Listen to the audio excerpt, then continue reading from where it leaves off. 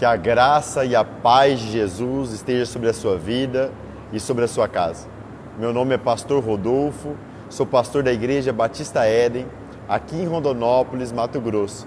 Também nós somos pastores neste lugar de um projeto social maravilhoso, que nasceu no coração de Deus e Deus nos deu o privilégio de executar, que é o projeto 5 Pães e 2 Peixinhos. É um restaurante comunitário que hoje serve de 40 a 60 refeições diariamente. Nós temos nesse projeto como coordenador o irmão Márcio André Nascimento, que nós amamos muito. Nós também temos neste lugar o privilégio de cuidar de 50 homens que está na comunidade terapêutica, na nossa casa de recuperação, Resgate Vidas. Hoje nós temos 3 unidades de casa de recuperação e temos o privilégio de ter o nosso tio Elias Marques, nosso coordenador, homem de Deus, homem que nós amamos muito. Para você entender daquilo que Deus nos chamou para fazer nesse tempo, hoje domingo, dia 12, é o nosso terceiro culto, nosso quarto culto do dia. Nós fomos nas outras casas, nos resgates, pregamos a palavra de Deus e agora estamos aqui na igreja com os nossos filhos que moram aqui e com você, para liberar algo que Deus tem ministrado fortemente no nosso coração nesses dias. Então eu te peço, vai até o final. Eu tenho certeza que Deus vai falar com você nessa palavra. Amém? Amamos a sua vida profundamente. Agora vamos para o que interessa. A palavra que eu quero compartilhar com você nessa noite está lá em Mateus, capítulo 27, versículo 26. Mateus, capítulo 27, versículo 26 em diante. A palavra de Deus diz assim: Então lhe soltou Barrabás, e tendo mandado açoitar Jesus, o entregou a ser crucificado. E em seguida os soldados do governador, conduzindo Jesus para a residência do governador, reuniram em torno dele com toda a tropa, e despindo, cobriu com um manto vermelho, e fazendo uma coroa de espinho, puseram na sua cabeça, e na mão direita puseram uma vara, e ajoelhando-se diante dele, zombavam, dizendo: Salva, Rei dos Judeus! E cuspindo nele, tiraram-lhe a vara e batiu-lhe com ela na cabeça. E depois de ter zombado dele, tiraram-lhe o manto e vestiram-lhe as suas roupas e o levaram para ser crucificado. Amém? Vamos orar, igreja? Feche seus olhos, você que está aqui, você que está em casa, e vamos elevar os nossos pensamentos a Jesus. Amigo Jesus, obrigado pelo privilégio de pregar a Tua palavra. Obrigado, Pai, por tudo aquilo que o Senhor tem feito em nosso meio. Somos extremamente felizes por tudo que o Senhor tem realizado neste lugar, mas não somos satisfeitos, porque nós sabemos que tem mais, muito mais. Sabemos que o Senhor é um Deus eterno e infinito, e que sempre há algo novo em Ti todos os dias.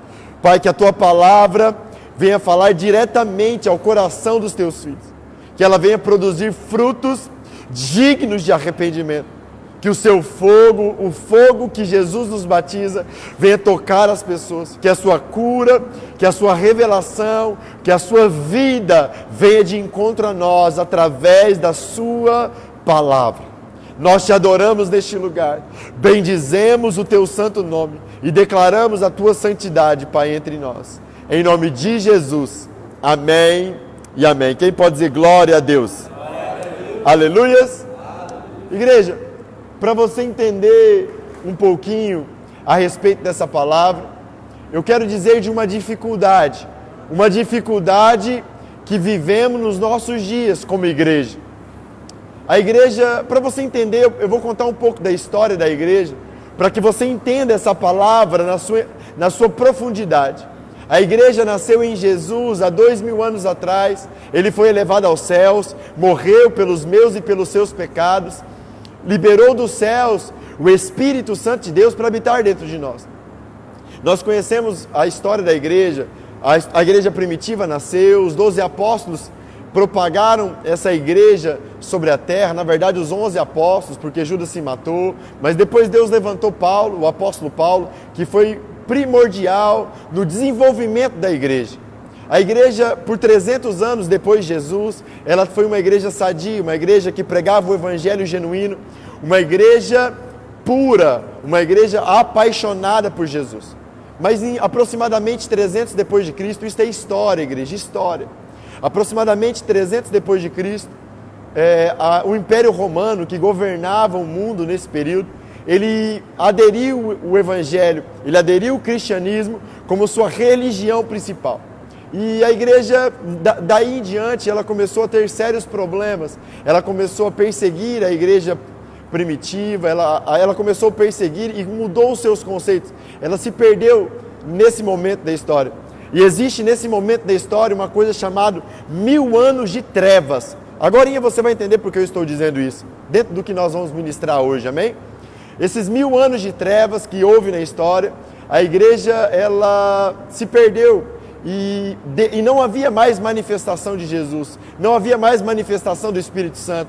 A igreja ela se afundou em densas trevas e ela foi um período muito difícil para o cristianismo. Mas lá em 1500, em Martinho Lutero, que nós conhecemos a história, surgiu a Reforma Protestante em Martinho Lutero, em 1500 depois de Cristo. Martinho Lutero era um padre da igreja romana, e ele se levantou com as teses, voltando, o que foi a reforma? Voltando à igreja primitiva, voltando ao princípio das coisas. Ele falou sobre a graça, ele falou sobre a fé, ele falou sobre Jesus ser suficiente, e ele defendeu as suas teses, e naquele momento, em 1500 depois de Cristo, houve um rompimento da igreja romana com a igreja protestante. E sobre esses 500 anos eu quero falar agora, que nós vivemos depois da Reforma. Depois da Reforma, quando se começou esse movimento maravilhoso novamente do Evangelho, muitos missionários se levantaram. O que eram missionários? Homens que queimavam de paixão por Jesus, homens desesperados por Jesus, homens que levavam Jesus a nações, a tribos, a línguas, a raças que nunca ouviram falar de Jesus. Esses missionários foram muito importantes na história do Evangelho. Esses missionários foram muito importantes na nossa história com Jesus, porque o Evangelho nos alcançou por conta desses missionários. Muitos deles morreram levando apaixonadamente esse Jesus às nações. E qual era o desafio desses missionários nos séculos passados, na década passada? Qual era o desafio deles? Levar Jesus a um povo que não conhecia Jesus. Falar de Jesus a pessoas que nunca ouviram falar de Jesus. E muitos desses lugares que eles iam, as pessoas matavam esses homens. Esses homens sofreram, abandonaram família em prol da paixão que queimava dentro dele pelo Evangelho. Essa foi a missão da igreja nos últimos 500 anos. Levar o Evangelho a povos que nunca haviam ouvido falar de Jesus. Mas pastor, por que o senhor está contando tudo isso? Porque nós precisamos entender o tempo que nós vivemos como igreja. Jesus falou sobre isso. Ele falou para os fariseus: vocês conseguem discernir se vai chover ou se não vai chover, mas vocês não conseguem discernir o tempo que vocês vivem. E para que você entenda um pouco da história que você tem que produzir, porque aquilo que você vive hoje se tornará a história de amanhã. Então você precisa entender o tempo que você vive para produzir a história de amanhã. E para entender o tempo, você precisa entender a história que te fez a chegar até o dia de hoje. E a igreja tem um desafio nesses dias. A igreja também precisa ser missionária. Mas qual é o nosso desafio? Nesse tempo que nós vivemos, o tempo da informação, você está cultuando a Deus, recebendo uma palavra de Deus pela internet, na sua casa. Esse é um tempo diferente, um tempo onde a informação sobre Jesus, a informação sobre todas as coisas, está em todos os lugares. E principalmente a informação sobre Jesus. Todos, de uma maneira geral, já ouviram de algum jeito falar de Jesus. Ou indiretamente ou diretamente, ou conviveram em instituições religiosas. De alguma maneira Jesus já foi anunciado aos seus ouvidos, não o evangelho do reino. Porque você pode dizer assim: se Jesus foi dito em todo mundo, Jesus já tinha que ter voltado. Olha o que Jesus disse, igreja: quando o evangelho do reino, o evangelho que Jesus prega, for anunciado a todo mundo, ele voltará. Então preste atenção na diferença. Muitos ouvem falar de Jesus nos nossos dias. A maioria, quase todos ouvem falar de Jesus. E por esse motivo, por ouvirem falar de Jesus, por participarem de alguns rituais, eles acreditam que tem Jesus. Então, o mal dos nossos dias, olha que algo interessante, é que as pessoas, de tanto ouvir falar de Jesus, elas acreditam que são de Jesus. Quantas pessoas eu escuto por aí: não, eu não preciso de uma igreja, não, eu não preciso congregar, não, eu não preciso amar as pessoas, não, eu não preciso ler a Bíblia, não, eu não preciso orar, eu tenho Jesus no meu coração, eu posso continuar a minha vida de pecado, eu tenho Jesus. Igreja, essa é a maior ilusão dos nossos dias. E o maior desafio nosso como igreja é confrontar essas pessoas que acreditam que tem Jesus simplesmente por ouvir falar que tem Ele. Igreja, não é assim. Olha o que a palavra de Deus diz. Eu queria te convidar a você pegar a sua Bíblia e abrir a palavra de Deus em 1 João, capítulo 2, versículo 3. 1 João, capítulo 2, versículo 3. Vamos ver o que o apóstolo João escreveu sobre isso, igreja? 1 João, capítulo 2, versículo 3. Olha o que João disse sobre isso. João 2,3.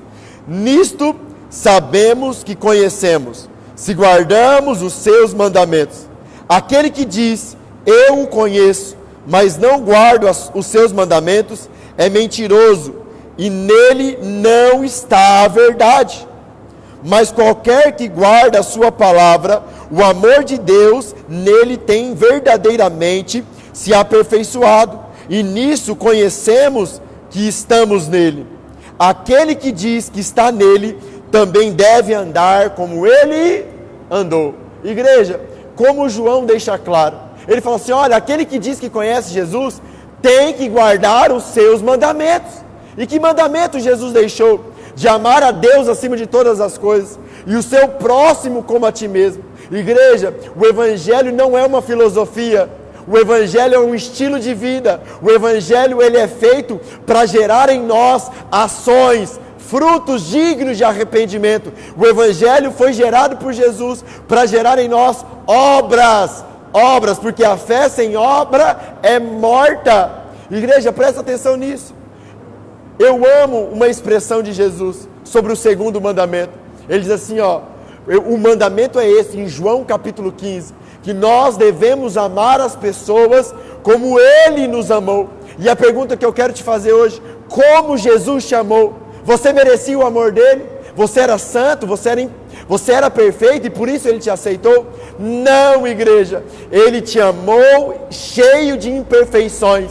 Ele te amou cheio de falhas. Ele morreu por todos os seus pecados e te aceitou do jeito que você é. Este é o mandamento de Jesus. Qual, pastor? De amar a Deus acima de todas as coisas e o próximo como a Ele mesmo. E olha o que João diz aqui, igreja, no versículo 6. Se você diz que tem Jesus, você deve andar como Ele andou. Você deve praticar as obras que Ele praticou. Então, igreja, existe uma forte ilusão nos nossos dias. As pessoas dizem que tem Jesus, mas manifestam o diabo nas suas ações. Elas dizem que tem Jesus, mas quando alguém fere o rosto delas, elas revidam com toda a violência.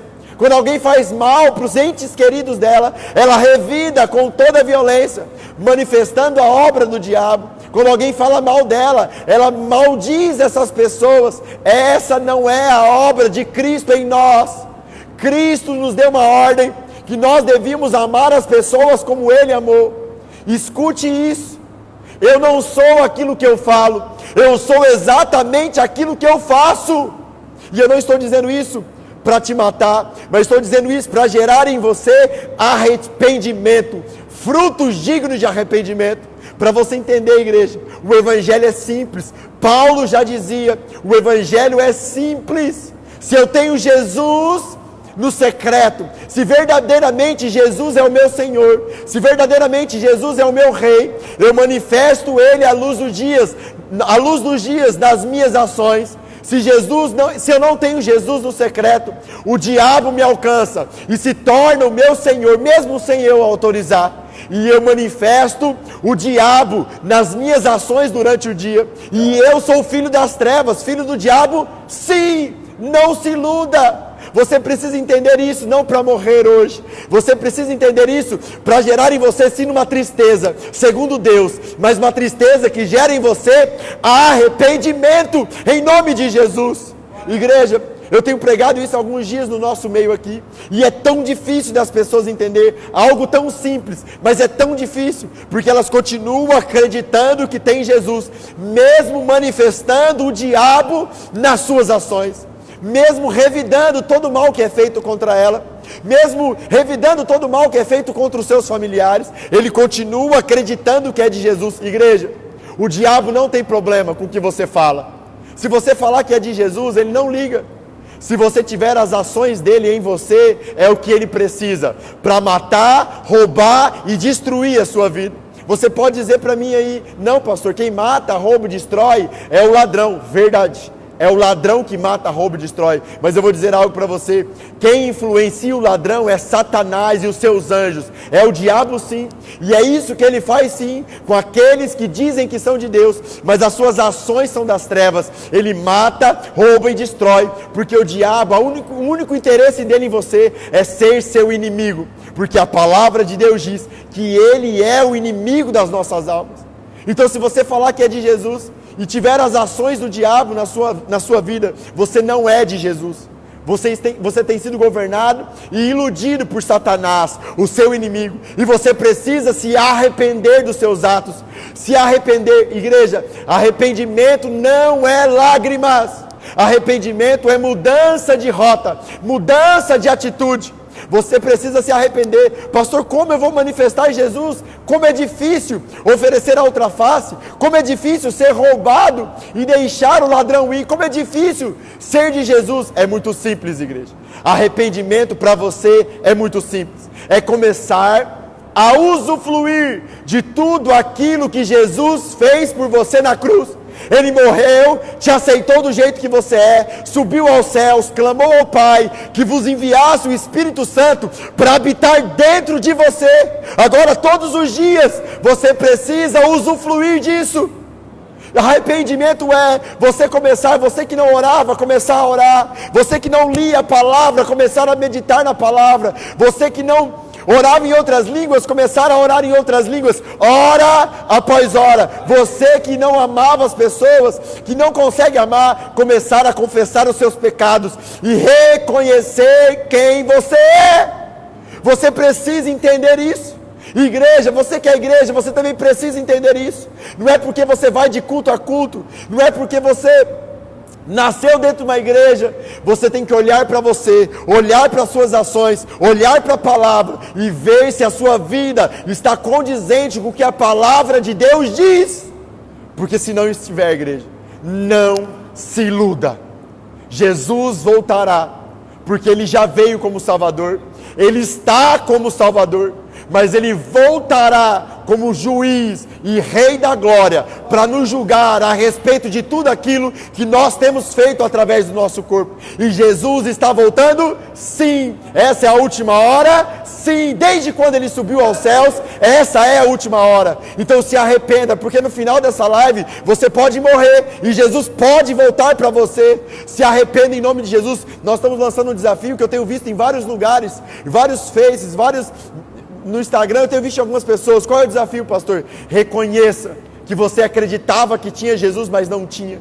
Reconheça publicamente, pega o seu celular, escreve, grava um vídeo e se arrependa. E comece a voltar para a palavra de Deus. Comece a se voltar à oração. Comece a usufruir daquilo que Jesus já fez por você. Está consumado. Ele fez tudo. A única coisa que você precisa fazer é sair desse lugar de marasmo, é sair desse lugar de inércia e começar a se inclinar a Ele, porque Ele continua o mesmo que faz milagre, o mesmo de ontem, de hoje e de eternamente, o mesmo Pai das misericórdias, o mesmo cheio de compaixão para mudar e transformar a sua vida para sempre. Mas se arrependa em nome de Jesus. Pastor, o que tem a ver tudo isso com a palavra que o Senhor leu? Olha, o lugar na Escritura que eu sou mais apaixonado para dar esse exemplo a esse lugar. Jesus, o próprio Deus encarnado, estava ali diante de homens. A parte que nós lemos, eu vou começar lá do 11. Jesus, o próprio Deus encarnado, estava ali diante dos homens. E os judeus, quem eram os judeus, pastor? Judeu era um povo que acreditava que tinha Deus, mas não tinha. Era a nação de Jesus. Eles acreditavam que tinham Deus, mas eles estavam tão iludidos como nós nos nossos dias. Tão iludidos que eles estavam matando o próprio Deus que eles acreditavam que eles tinham. E eles levam Jesus até Pilatos. Ele leva o próprio Deus encarnado para ser condenado à morte. E Pilatos, igreja, nesse dia, ele se impressiona, ele fica impressionado com Jesus. Porque Jesus estava diante dele, sendo acusado por homens que pensavam que tinham Deus, mas não tinham. E Pilatos percebeu que eles estavam movidos por profunda inveja. Jesus não tinha culpa de nada, Jesus não tinha pecado, Jesus não tinha feito mal para ninguém, Jesus só tinha feito milagre, multiplicado pão e derramado bênçãos sobre a terra. E aí Pilatos interroga Jesus, fala: você não vai se defender? Esses homens estão aqui e eu tenho poder para te livrar ou para te matar, e você vai ficar em silêncio? E a Bíblia diz que isso impressiona Pilatos, que Jesus, o Deus encarnado, que veio nos dar o exemplo do Evangelho, ele fica em profundo silêncio diante de Pilatos. Igreja, como isso é interessante. Depois disso, esses homens, esses judeus que diziam que tinham Deus e não tinham, eles, naqueles dias existia uma tradição, na Páscoa, hoje é Páscoa, eu nem estou pregando essa palavra, porque depois que eu percebi que hoje era Páscoa, mas nesse dia eles tinham uma tradição ali em Israel, de soltar um prisioneiro, e eles tinham um assassino, Pilatos tinha um assassino chamado Barrabás, que estava preso, e Pilatos falou assim: eu já tenho a solução desse problema, vou trazer Pilatos, eles vão escolher Jesus e nós mandamos matar o assassino. Os judeus que achavam que tinham Deus, mas não tinham, estavam ali matando o próprio Deus, eles se introduzem no meio da multidão e começam a influenciar a multidão para escolher, para libertar Barrabás e crucificar Jesus. E aqui eu me impressiono novamente. A palavra de Deus diz lá em João que se fosse descrever todos os milagres de Jesus, não caberia em todos os livros da terra. E eu tenho certeza que no meio dessa multidão, existia pessoas que Jesus tinha curado, existia pessoas que Jesus tinha alimentado, existia pessoas que Jesus tinha atingido os seus familiares com os milagres que ele fazia. Eu tenho certeza disso. Mas agora, essa mesma multidão que Jesus curou, alimentou e derramou bênçãos, estava gritando: crucifica, crucifica, crucifica Jesus, e liberta Barrabás. E mais uma vez, o Deus encarnado, Jesus, nos dá um exemplo maravilhoso. Mais uma vez ele fica em silêncio. Igreja, quando Jesus foi morto na cruz, que ele estava lá crucificado, olha só o que ele disse: Pai, perdoa eles, porque eles não sabem o que fazem. Igreja, a minha primeira pergunta para você: quantas vezes você nem estava em uma situação de morte, somente um pensamento diferente da sua esposa, do seu marido contra a sua pessoa, e você já não conseguiu ficar em silêncio, mas murmurou, reclamou, manifestou o diabo? Não se iluda, igreja. Mas não acabou por aí. O Deus encarnado, o Filho de Deus, a luz do mundo, foi pego pelos soldados, depois libertaram Barrabás e açoitaram Jesus, e Jesus continua em silêncio. Jesus é levado pelos soldados para a casa do governador, e lá na casa do governador eles tiram a roupa de Jesus, colocam um manto em Jesus, tecem uma coroa de espinho, colocam na cabeça do Deus encarnado, colocam um pedaço de pau na mão dele, se prostam e zombam de Jesus, humilham Jesus, gospem em Jesus, pegam aquele pau da mão de Jesus e batem na cabeça de Jesus. Igreja, olha o tamanho da humilhação que Jesus passou, e a Bíblia continua dizendo que Jesus permaneceu em silêncio. Ele não murmurou, ele não reclamou, ele não manifestou o diabo, não, porque ele era da luz, ele era o Filho de Deus, e realmente ele tinha a verdade, ele é a verdade. Quem está me entendendo, diga glória a Deus. Igreja, quantas vezes você foi humilhado, quantas vezes você foi perseguido, quantas vezes você foi apertado pelos homens, e o que você tem manifestado? Você tem manifestado Jesus? Igreja, escuta uma coisa, sabe por que esses homens que pensavam que tinham Deus, mas não tinham, soltaram Barrabás? Sabe por quê? Eu vou te falar por quê. Porque Barrabás era irmão deles, Barrabás era um assassino, e Barrabás tinha como Deus o diabo. Então esses judeus que pensavam que tinham Deus, eles nada mais, nada menos, soltaram o seu irmão, filho do diabo, Barrabás. Igreja, por isso eles libertaram Barrabás, porque eles não eram da parte de Deus, eles eram da parte do diabo. Igreja, entenda o que eu estou te dizendo. Você precisa entender essa palavra e se arrepender em nome de Jesus. E a pergunta que eu quero deixar para você hoje: você é filho de Deus ou filho do diabo?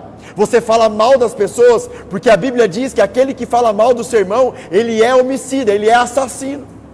Eu vou te fazer uma outra pergunta.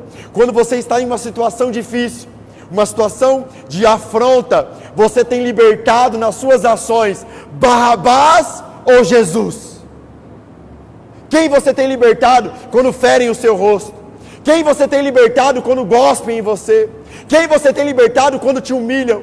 Quem você tem libertado quando ferem aqueles que são da sua família? Você liberta Jesus ou você liberta Barrabás nas suas ações? Aquilo que você manifesta nas suas ações é aquilo que governa e é o rei e é o seu Deus. Se você manifesta Jesus, o silêncio, o amor incondicional, a vida de Deus, você é filho de Deus. Mas se você manifesta Barrabás, se você manifesta falar mal das pessoas, pagar mal com mal, você é filho do diabo. Não se iluda, se arrependa em nome de Jesus.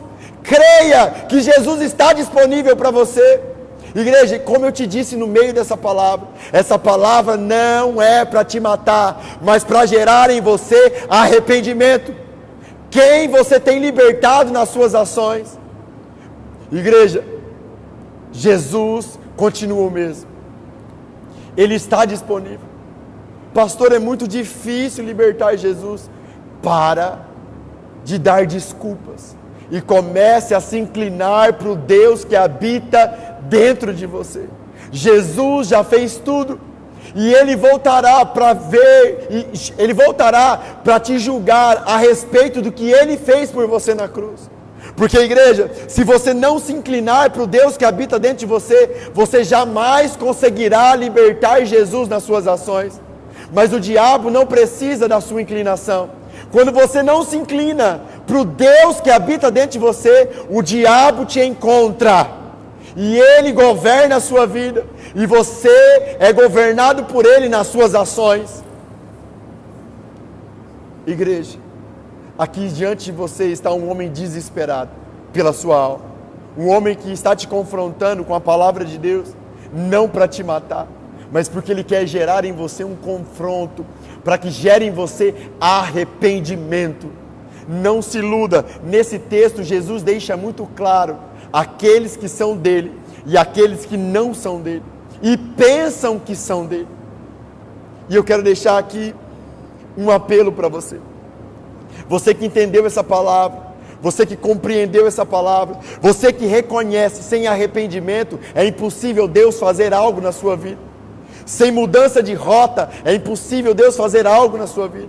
Você que reconhece que você tem soltado Barrabás nas suas ações, você que reconhece que o diabo tem sido seu pai muitas vezes nas suas ações, eu quero orar por você, você que está em casa e você que está aqui, você que tem coragem de ficar em pé na sua casa ou aqui e ficar na posição de receber, que eu quero orar pela sua vida. Pastor, qual é a oração que você vai fazer? Eu vou fazer uma oração para que o fogo de Deus te alcance. Igreja, não haja na emoção. Eu quero aqui que o apelo seja extremamente racional. Eu quero que você entenda o apelo. O apelo é: eu entendo que o diabo tem governado sobre a minha vida, e ele tem governado sobre as minhas ações, e eu não aceito mais isso na minha vida, e eu quero uma mudança de rota. Eu quero reconhecer diante dos homens, que eu não quero mais ser filho das trevas, mas eu quero ser filho da luz. Você que está em casa, que está de pé, depois, se você tiver coragem, grave um vídeo, declare o seu pecado, que Ele vai te curar e te tocar aonde você estiver. Vamos orar em nome de Jesus. Feche seus olhos. Amigo Jesus, nós não pregamos neste lugar um evangelho de sabedoria humana, mas de poder de Deus. Então eu dou uma ordem a toda enfermidade no corpo físico: saia, bata em retirada e liberte todos aqueles que estão ouvindo e crendo nessa palavra, em nome de Jesus, para que eles creiam no teu evangelho, Jesus. Pai, o teu evangelho é fogo. Pai, o João Batista diz que Jesus viria nos batizar com o Espírito Santo e com o fogo. Pai, testifica essa palavra no coração dos teus filhos. Queima o teu fogo agora sobre eles, Pai, nos seus corações, para que essa palavra se consolide no coração dessa geração, e eles venham entender o propósito a qual o Senhor nos chamou, para ser sua testemunha sobre a terra, Pai. O Senhor, quando foi elevado aos céus, nos chamou para ser testemunhas de Cristo sobre a terra, testemunhas do seu reino. Que o seu fogo invada os nossos corações, Pai. Os teus filhos se arrependeram ao ouvir a tua palavra, Pai, então gera neles frutos dignos de arrependimento, cura na alma, cura no seu corpo físico e restauração imediata no teu espírito, Pai, em nome de Jesus. Amém e amém. Quem pode aplaudir Jesus bem forte, Cristo? Aleluia. Poder sentar em nome de Jesus.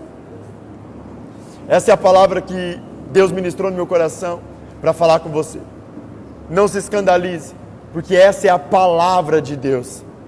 É uma palavra para esse tempo. É uma palavra missionária para os nossos dias. E como eu li esses dias num livro e me impactou muito, evangelho sem evangelismo não serve para nada. Igreja, como eu disse, o tempo mudou. Antigamente evangelismo era entregar panfleto nas praças, passar de casa em casa falando de Jesus, mas os nossos dias são outros.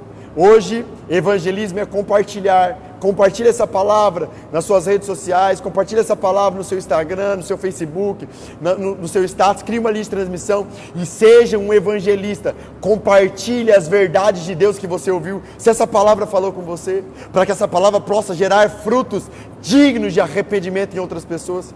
Cumpre bem o seu chamado evangelístico, em nome de Jesus. Escuta isso, o evangelho é eterno sim, mas você não tem a eternidade para pregar ele, você tem a sua geração e esse espaço de tempo para anunciar esse evangelho. Então anuncie esse evangelho em nome de Jesus Cristo de Nazaré. Amém e amém. Muito obrigado, ama a sua vida.